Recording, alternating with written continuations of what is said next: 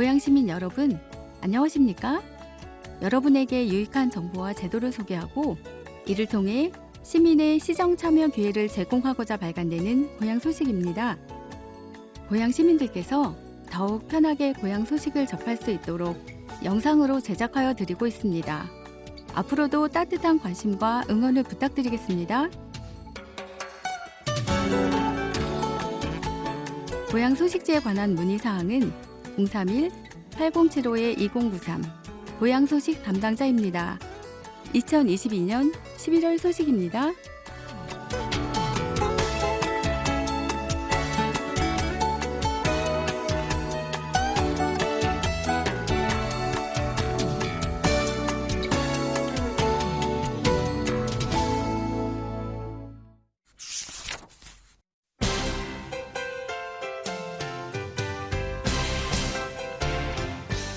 활짝 피다 특집 소방의 날 땡큐 119 제60주년 소방의 날. 소방의 날은 화재에 대한 경각심을 높이고 화재를 미연에 방지하여 국민의 재산과 생명을 보호하기 위해 제정된 기념일이다. 11월 9일 올해로 60주년을 맞는 소방의 날의 역사와 의미를 살펴본다. 재난과 맞서온 소방의 역사. 소방은 화재를 예방, 경계하고 진압하는 것이다. 소방의 역사는 고대에서부터 시작되었는데 조선시대 경국대전에는 금화로 명시되어 있다. 세종 8년 1426년 2월에는 병조 아래 금화도감을 설치했는데 이것이 우리나라 최초의 소방관서로 알려져 있다. 1948년 대한민국 정부 수립 후 매년 불조심 강조기간을 정하고 11월 1일에 유공자 표창, 불조심 캠페인 등의 기념 행사를 이어왔다. 이후 1923년부터는 내무부가, 1999년부터는 행정자치부가, 2005년에는 소방방재청이 주관하여 소방의 날 행사를 개최했다. 행사는 소방방재청을 격려하고 소방을 비롯한 안전업무 종사자의 긍지와 보람을 높이기 위한 취지로 진행된다. 119번은 언제부터 썼을까? 1991년 소방법을 개정하면서 119를 상징하는 11월 9일을 소방의 날로 제정했다. 현행 소방법 제14조를 보면 시도는 매년 11월 9일을 소방의 날로 정하여 불조심에 관한 기념행사를 할 수 있다고 명시되어 있다. 화재나 구급 구조 상황 시 가장 먼저 떠오르는 숫자는 바로 119다. 우리나라는 언제부터 119를 긴급 신고 전화로 정했을까? 답을 알기 위해 우리는 가슴 아픈 역사로 거슬러 올라가야 한다. 우리나라의 소방서가 최초로 생긴 것은 1925년이다. 당시는 일제강점기였기 때문에 일본의 소방제도가 도입될 수밖에 없었다. 1926년 도쿄와 교토 전화국에서 다이얼 시간이 짧아지도록 지역번호로 사용되고 있지 않은 구를 채택함으로써 119번이 탄생했다. 그리고 현재까지도 이어져 안전신고센터 번호로 119를 사용하는 중이다. 안전을 지키는 사람들.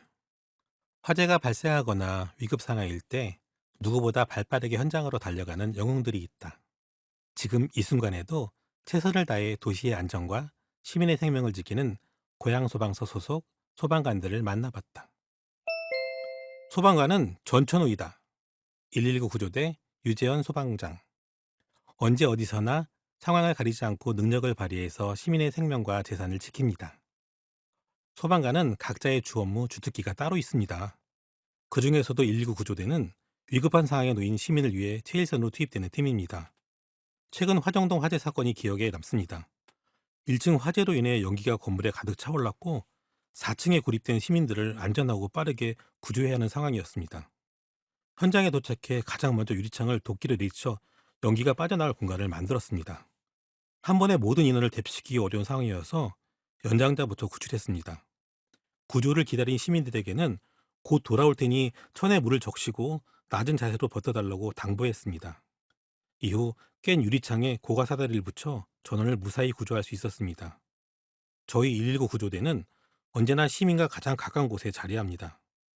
앞으로도 소방관이라는 소명감을 갖고 시민의 생명과 재산을 지키기 위해 노력하겠습니다. 소방관은 햇살이다. 119 구급대 황창규 소방교. 시민의 얼굴에 항상 따사로운 햇살을 비춰줄 수 있도록 최선을 다하겠습니다. 응급상황에 놓인 환자들을 응급처치하고 병원으로 신속히 이송하는 119 구급대로 활동 중입니다. 현장에 출동하다 보면 골든타임을 놓쳐 더 이상 치료를 지속할 수 없는 안타까운 상황을 많이 경험하게 됩니다. 그럴수록 응급처치의 중요성을 더욱 실감하게 됩니다. 최근 맞벌이로 인해 보육교사에게 아이를 맡기는 경우가 많은데 응급처치 숙지만으로도 아이들에게 발생할 수 있는 응급 상황을 적절히 대처할 수 있습니다. 지난 2018년 보육교사들이 응급처치 교육을 의무적으로 받을 수 있도록 정책 제안했는데 그 결과 저희 119 구급대가 방문 교육을 진행하게 되었습니다. 이전보다 응급처치가 잘 이뤄진 모습을 보면 뿌듯함을 느낍니다. 모든 분이 아프지 않았으면 하는 게 저의 가장 큰 소망입니다. 저희 119 구급대도 고향 특례 시민의 안전을 위해서 최선을 다하겠습니다. 소방관은 빛과 희망이다. 소방행정과 원정훈 소방장. 어둠을 빛으로, 절망을 희망으로 바꿔줄 수 있도록 언제나 곁에 있겠습니다. 구조, 구급 업무를 11년 동안 수행하다가 내근직으로 자리를 옮겨 현재는 소방행정 업무를 담당하고 있습니다. 위급 상황 발생 시 사고 현장으로 달려가는 소방대원들의 구급 장비와 물품을 관리하고 지원하는 일을 맡고 있습니다.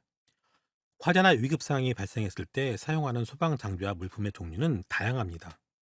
총각을 다투는 위급 상황에 대처하기 위해서는 제대로 된 소방 장비를 구비해 놓아야 합니다. 이는 생명과 직결되는 중요한 사항이기 때문이죠. 부족한 소방 장비를 상시 체크하고 성능을 점검해 수리해야 합니다. 소방대원의 소방력이 극대화될 수 있도록 꼼꼼한 행정 지원을 하는 것이 바로 소방행정과 주 업무입니다. 시민의 생명을 지키고 동료 소방대원의 안전을 책임지겠다는 사명감을 느끼고 있습니다. 안전하고 안심할 수 있는 도시를 만들기 위해 언제나 노력하겠습니다.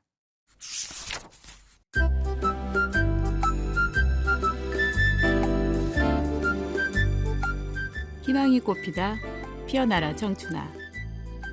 인포 청년의 날, 청년의 권리 보장 및 청년 비전의 중요성을 알리고 청년 문제에 대한 관심을 높이기 위해 매년 9월 셋째 주 토요일로 지정된 법정 기념일이다. 고향 MG, 고향 청년들 모여라. 지난 9월 열정과 꿈을 품은 청년들의 이야기가 한데 모였다.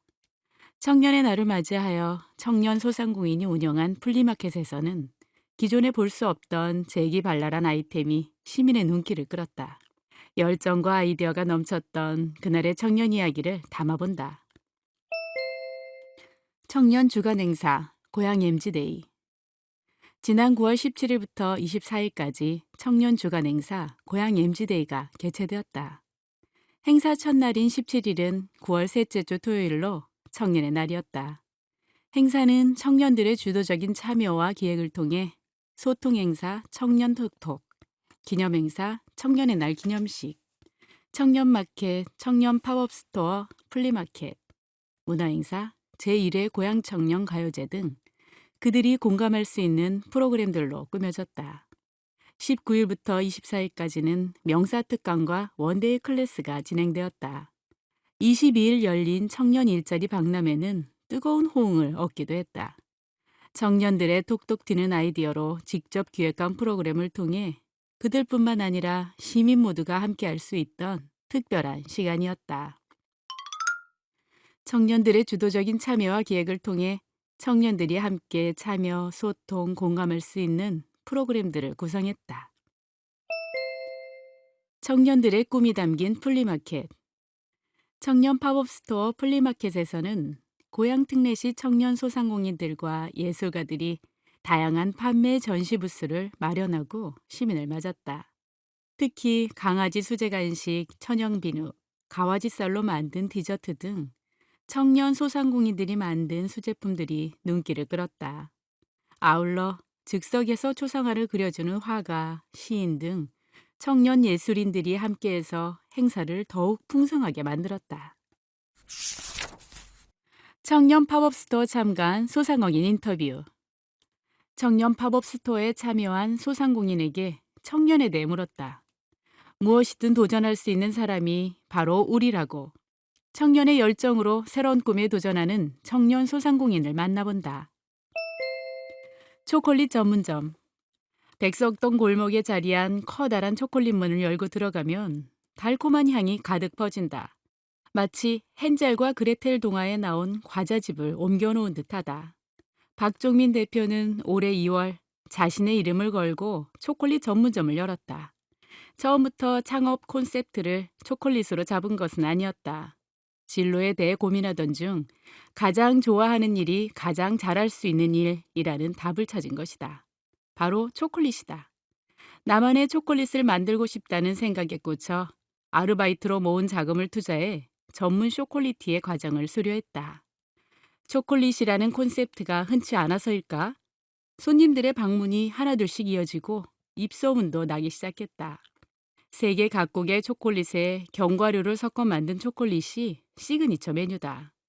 앞으로 세계 각국의 다양한 초콜릿 메뉴를 개발하고 싶다는 박 대표.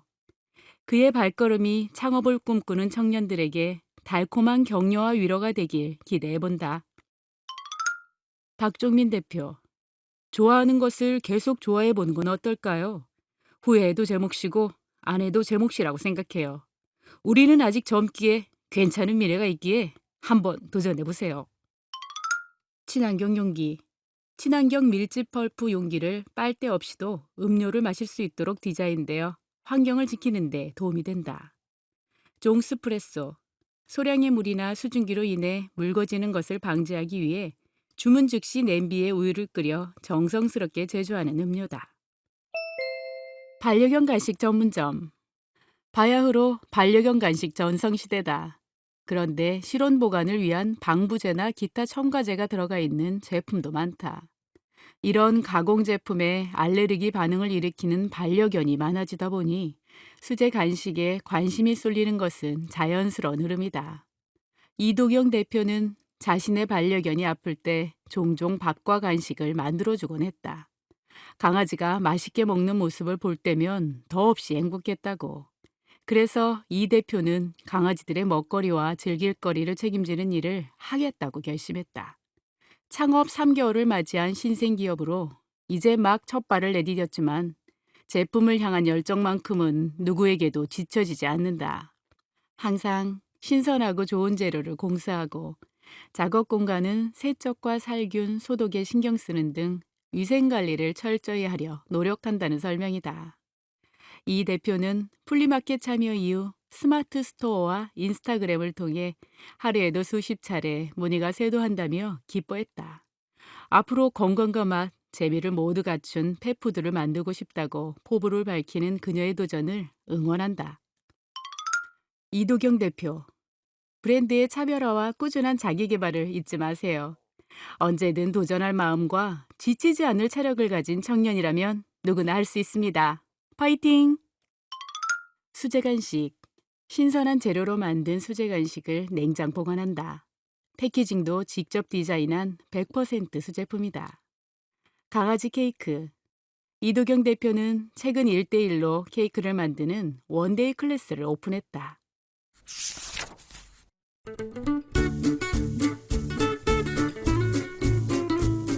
희망이 꽃피다. 특집 아동학대 예방의 날. 아동학대 예방의 시작은 긍정 양육으로부터.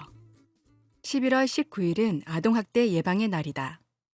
아동학대 예방과 방지에 대한 관심을 높이기 위해 제정한 법정 기념일이다.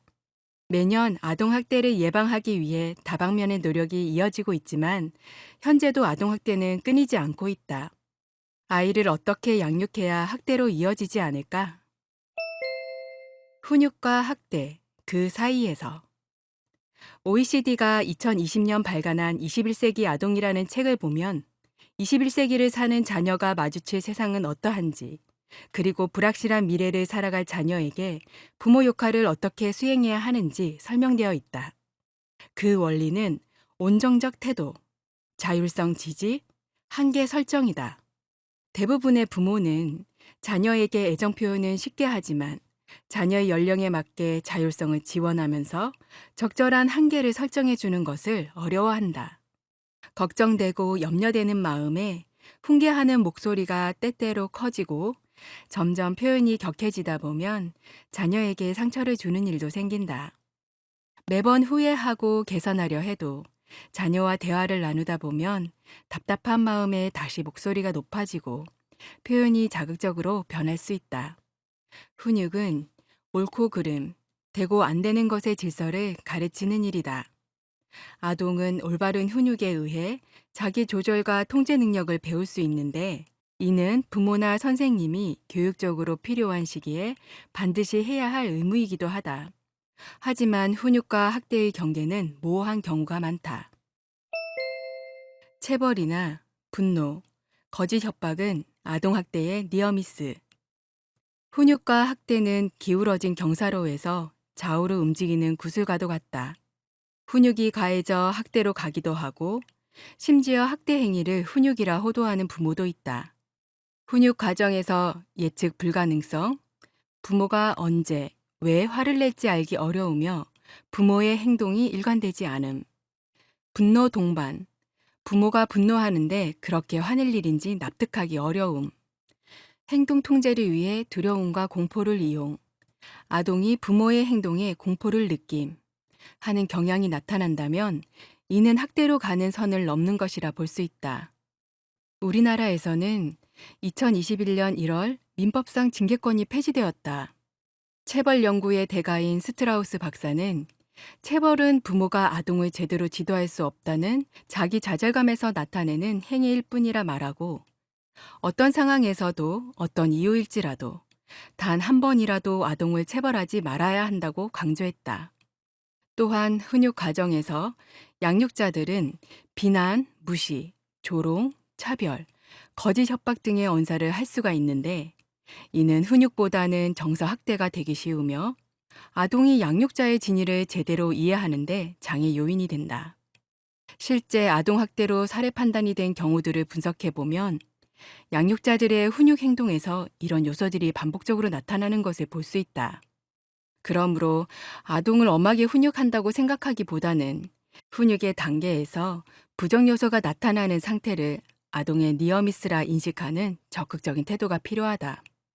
부모는 훈육을 명분으로 자녀에게 비난, 조롱, 거짓 협박 등의 언행을 하고 있는 것은 아닌지 돌이켜보고, 만약 그렇다면 이를 긍정적인 양육 행동으로 바꿀 필요가 있다. 니어미스.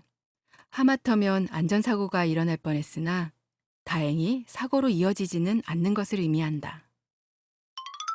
부모와 자녀 모두가 행복해지는 긍정 양육 129의 9가지 실행 원칙. 자녀 알기.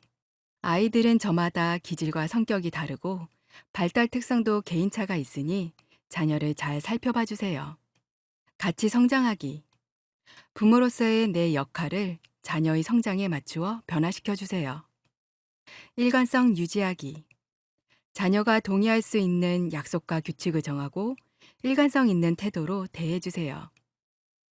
나 돌아보기.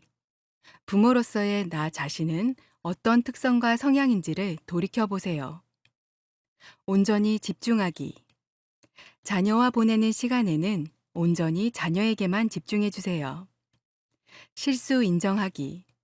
부모도 때로는 실수할 수 있음을 인정하고 사과해 주세요. 관점 바꾸기. 내 자녀의 문제 행동이라 생각한 것이 정말 고쳐야 할 행동인지 관점을 바꿔보세요. 경청하고 공감하기. 자녀의 의사표현을 적극적으로 들어주고 자녀의 감정에 공감해 주세요. 함께 키우기. 양육에 어려움이 있을 때는 주변 사람이나 전문가에게 도움을 요청하세요.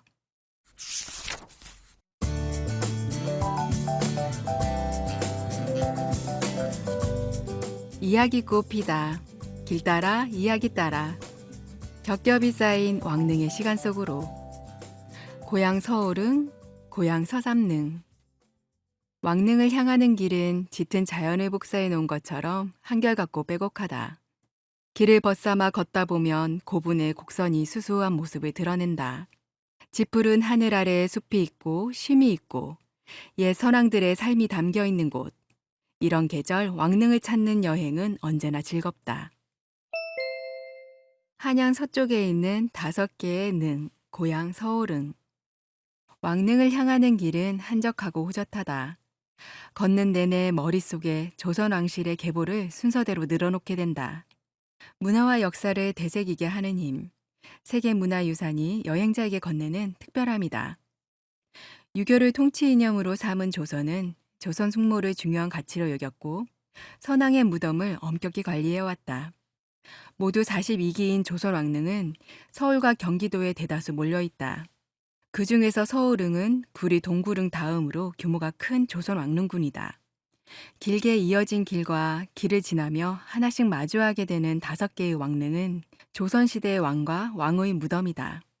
세조의 맏아들 의경세자와 인수대비 한씨의 경릉을 시작으로 예종과 안순왕후 한씨의 창릉, 숙종의 비인 인경왕후 김씨의 익릉, 숙종과 계비 인현왕후 민씨, 그리고 제2계비 인원왕후 김씨의 명릉, 영조의 비인 정성왕후 서씨의 홍릉 등 총 181만 8천여 제곱미터에 달하는 규모로 조성되어 있다.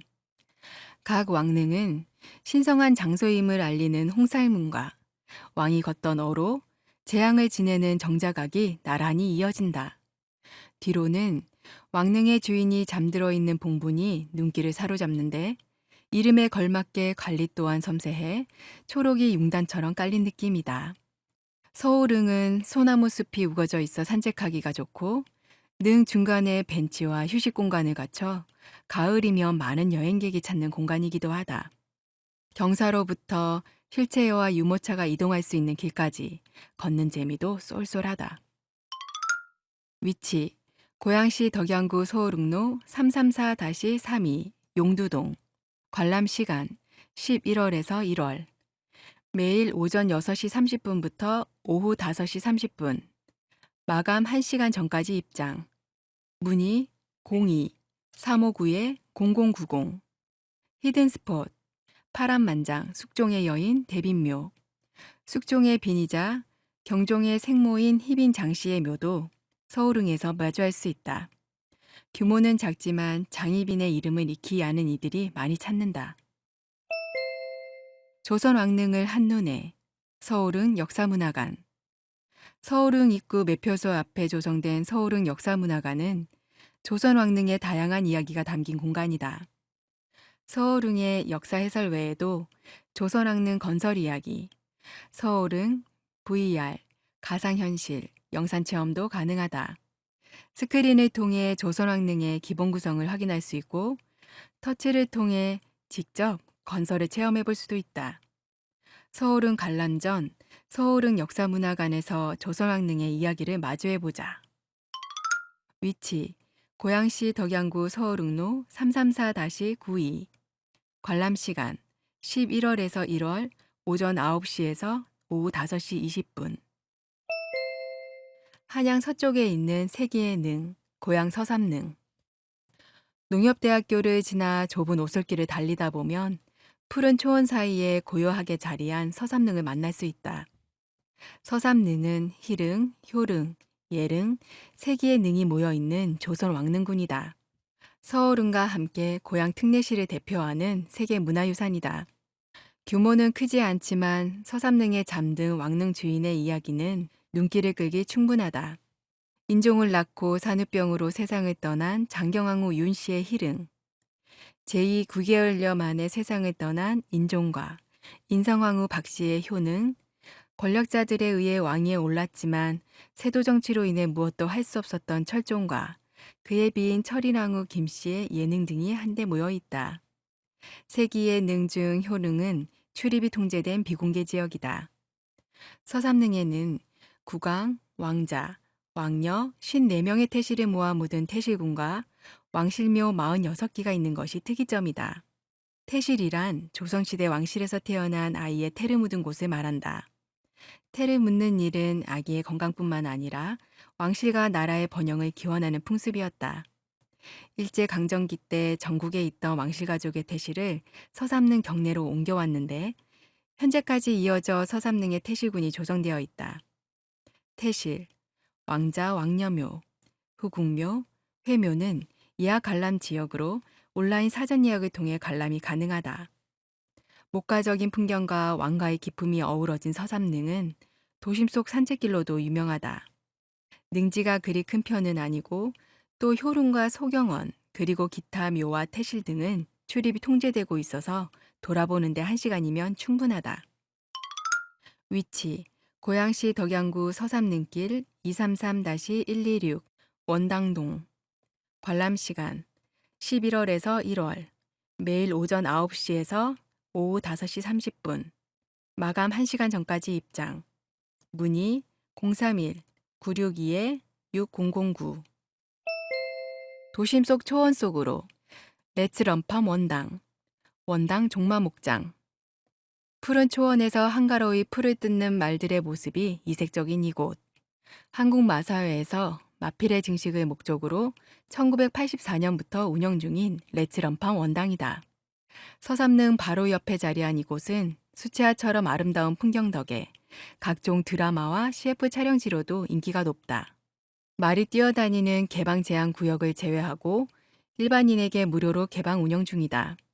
약 1.5km의 산책로 중간에 쉼터와 포토존이 마련돼 있으며 매주 금요일 단체 20명 이상을 대상으로 말문화 체험을 진행한다.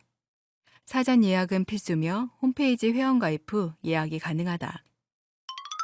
위치: 고양시 덕양구 서삼릉길 233-112 원당동. 관람 시간: 동절기 오전 9시부터 오후 4시. 매주 월요일, 화요일 휴무. 문의 02-509-2672.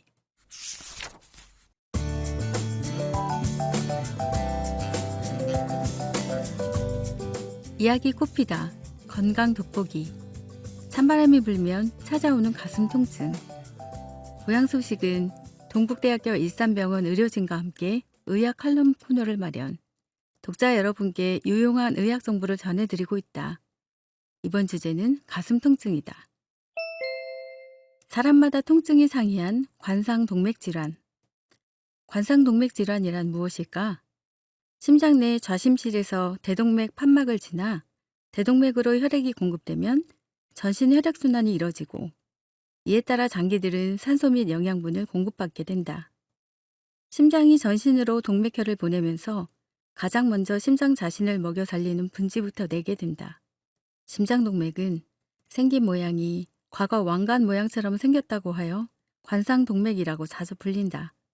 심장동맥은 좌측에 크게 두 가닥, 우측에 한 가닥으로 심장을 에워싸면서 심장 근육에 영양소와 산소 공급을 해준다. 이러한 심장동맥, 관상동맥 중 한 군데 이상이 좁아지거나 급작스럽게 막혀 흉통이 발생하는 것을 모두 아울러 관상동맥 질환이라고 부른다. 심장은 내장 구조가 특이한 소수를 제외하곤 주로 좌측에 있고 좌측 겨드랑이 쪽을 향해 팽이처럼 생겼으며 자기 주먹 정도 크기를 가지고 있다. 따라서 심장에서 기인한 흉통은 주로 우측이 아닌 좌측 가슴 부위의 통증으로 발생하게 된다. 사람마다 통증을 호소하는 방법은 상이하다.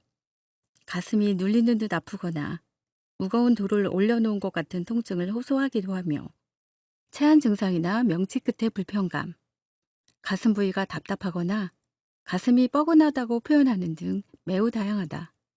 일부 환자들은 턱으로 뻗치는 통증이나 아랫니가 시린 증상이 심해 치통이나 악관절 통증으로 오인하여 치과 치료를 받으러 갔다가 심장내과 방문을 조언받아 진료실을 내원하기도 하고 왼쪽 어깨와 맨팔로 뻗치는 통증에 통증 클리닉부터 방문하는 경우도 있다. 기존 질환 중 고혈압, 고지혈증, 당뇨병은 관상동맥 질환과 연관이 있다는 것은 여러 매체를 통해 알고 있을 것이다. 남성이 여성보다 질환 발생 빈도가 높고 흡연 또한 심장혈관에는 좋지 않은 영향을 미치는 것도 잘 알려져 있다. 간혹 본인은 전자담배를 피우고 연초 담배는 끊었으니 괜찮다고 하시는 분들을 진료실에서 만나는데 전자담배 또한 심혈관에는 해롭다. 만병의 근원이라고 불리는 비만 또한 위험인자로 특히 운동 부족으로 인한 내장지방 증가로 인해 복부 비만이 진행하는 것은 관상동맥 질환의 위험인자에 해당된다. 찬 공기의 혈관 수축으로 발생하는 통증. 관상동맥 질환의 증상은 왜 찬바람이 불면 더 심해지거나 악화될까? 찬 공기에는 혈관이 수축하게 되는데 혈관의 수축으로 인해 기존의 동맥경화로 인해 좁아진 혈관 내부의 정도가 상대적으로 그 좁아진 정도가 심해지므로 수축한 심장혈관, 관상동맥 흉통이 발생하게 된다. 통증이 찬바람을 쐬거나 운동 시 혹은 스트레스 상황에서 발생하지만 휴식을 취할 시 호전되는 양상을 보인다면 가까운 심장혈관 내과 외래를 방문하여 심혈관 질환의 가능성에 대해 추가적인 검사를 받을 것을 권한다. 심장내과에서는 심장의 구조적인 이상 여부를 확인하기 위해 심장 초음파 검사를 시행하게 되며 필요한 경우에는 관상동맥을 자세하게 보기 위해 심장혈관 CT 촬영술을 시행받을 수 있다. 운동 시에 발생하는 흉통이 어느 정도의 운동 강도에서 발생하는지, 심전도의 변화는 동반하지 않는지 확인하기 위해 운동부하 검사를 시행하거나 해구약과 약물을 이용한 유별검사 등 다양한 방법으로 시행받을 수 있다. 최근 건강검진을 받은 적이 없는 환자의 경우 동반되는 여러 위험 질환의 발생 가능성도 함께 혈액검사와 소변검사 등을 통해 평가받을 수 있다. 이러한 검사 결과에 따라 약물 치료를 받으며 경과를 지켜보는 환자와 좀 더 정밀한 검사를 위해 입원 치료를 요하는 환자로 나뉘어 적절한 치료를 받게 된다. 똑같은 내경의 혈관이라고 하여도 여러 원인에 따라 혈관이 수축하게 되면 좁아진 정도가 달라져 유의한 통증을 유발시킬 수 있으므로 이에 맞춘 치료를 하게 되는 것이다. 통증이 최근 들어 점차 악화되는 양상으로 이전보다 호전 시까지의 시간이 많이 소요된다면 조금 더 빨리 가까운 심혈관 센터 또는 클리닉을 방문해야 한다. 안정시에도 흉통이 있거나 흉통시 응급조치로 먹을 수 있는 설화 약제를 반복 투약함에도 증상이 호전되지 않거나 30분 이상 지속되는 흉통이 발생한다면 가까운 응급실을 방문하여 심근경색 가능성에 대해 신속히 검사를 받는 것도 필요할 수 있다. 심근경색은 서서히 동맥경화성 변화로 좁아진 혈관의 내부에서 균열이 일어나 화산 폭발처럼 갑작스레 혈관이 막혀 발생하는 질환이다. 심근경색으로 본원에 내원하는 환자 중 상당수가 처음 발생한 흉통이 1시간 이상 지속되는 것을 주된 증상으로 응급실로 오게 된다.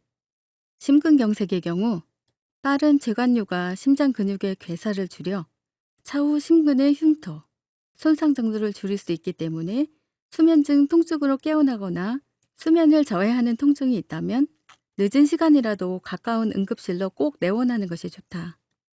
응급실 내원 직후 심전도를 확인하는 것만으로 중대한 심근경색 여부를 감별할 수 있고 동시에 시행하는 응급 혈액 검사로도 위중한 질환을 진단할 수 있으므로 초동 대처가 중요하다.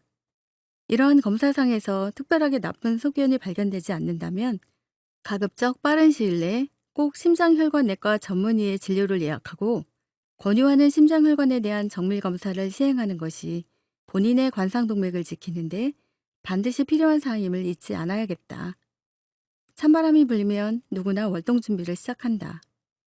한파주의보가 발생한 요즘 같은 날씨에는 혹시나 찬바람과 함께 오는 개인 건강에 이상 신호는 없는지 체크하고 대비해야 한다.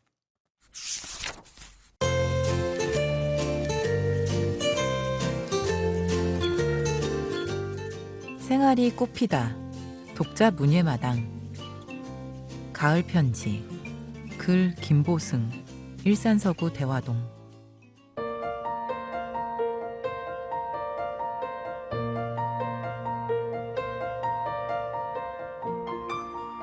가녀린 코스모스 꽃잎에 싱그러운 꽃내음이 내 주위를 맴돌다 한 걸음 물러나며 가을이 다가온다. 공원 산책길 흐트러진 단풍잎들은 가을바람 타고서 붉은 나비가 되어 에메랄드빛 파란 하늘로 날아오른다. 어느새 가을은 소리 없이 내 곁으로 다가와 여름 그 뜨겁던 정열을 걷어내고 저 멀리서 머물던 아련한 그리움을 가을 편지에 토해내고 살포시 미소 지으며 손짓하는 추억의 아름다운 모습은 저녁 노을과 함께 가을 편지를 서서히 붉게 물들여간다.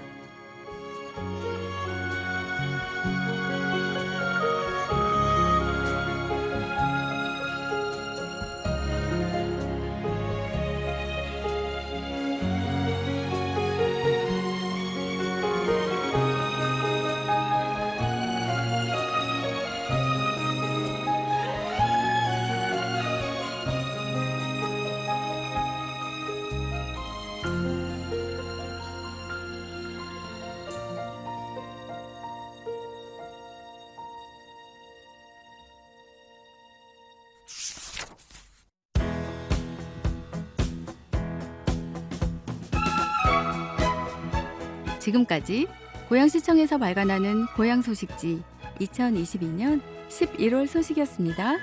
녹음은 고양시청 낭독 동아리 회원들이며 제작은 낭독마을 책 읽는 사람들이었습니다. 감사합니다.